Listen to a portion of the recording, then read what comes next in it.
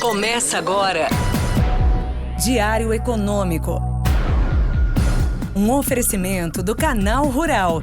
Uma análise das principais informações que impactam os mercados, a economia global e do Brasil. Apresentação Marco Caruso. Fala turma, bom dia! Hoje é sexta-feira, dia 8 de março de 2024 e esse é o seu Diário Econômico. Eu sou o Igor Cadillac, economista aqui do grupo, e estarei na apresentação do podcast durante essa semana. Começando pela definição da taxa de juros na zona do euro, ela veio sem nenhuma surpresa. Como era amplamente esperado, a decisão do Banco Central Europeu foi de manter a taxa inalterada em 4,5% pela quarta vez consecutiva. Mas, como eu comentei ontem aqui com vocês, o nosso foco era nas atualizações das estimativas de inflação e de crescimento por lá. Se elas realmente seriam revistas para baixo, como suspeitávamos, e se isso seria o suficiente para fazer com que a presidente do BCE, Christine Lagarde, sinalizasse com mais clareza a trajetória dos juros. Pois bem, todo esse cenário se concretizou. Do lado da atividade, a projeção passou de 0,8% para 0,6% nesse ano. E no fronte inflacionário, ela caiu de 2,7% para 2,3% em 2024 e passou a estar ancorada em 2% em 2025. E aí, para quem está acostumado a ouvir a Lagarde falando duro, pode até ter se surpreendido, mas não tanto também.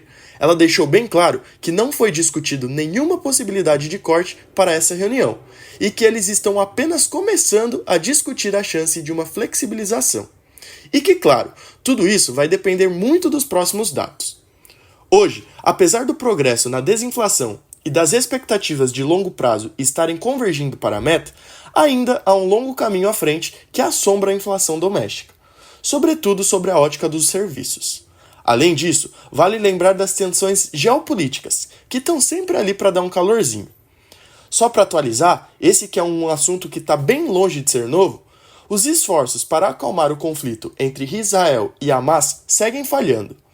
E, pelo fato do Ramadã começar no domingo e Gaza precisar urgentemente de ajuda, isso pode aumentar os riscos de um conflito mais amplo.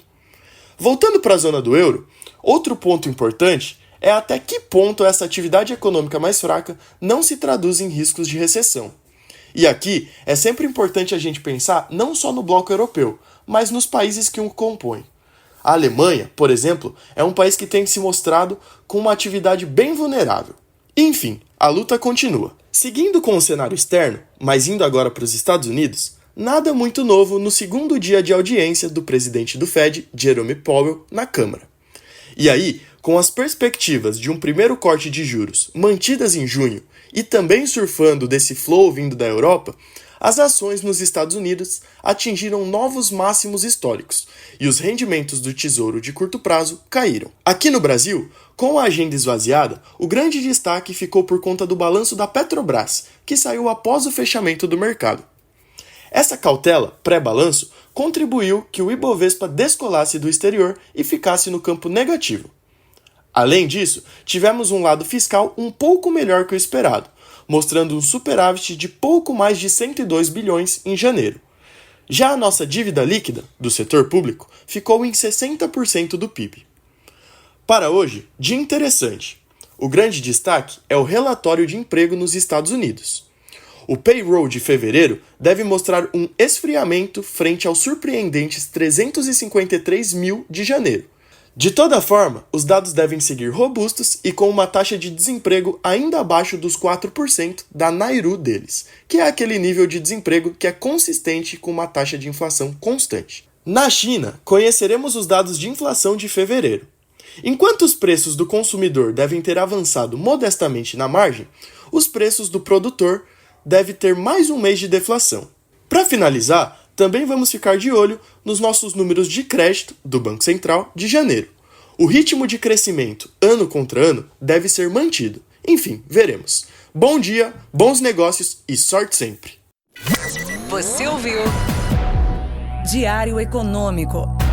Um oferecimento do Canal Rural. Uma análise das principais informações que impactam os mercados, A economia global e do Brasil. de segunda a sexta, às 6 da manhã, no Spotify e YouTube.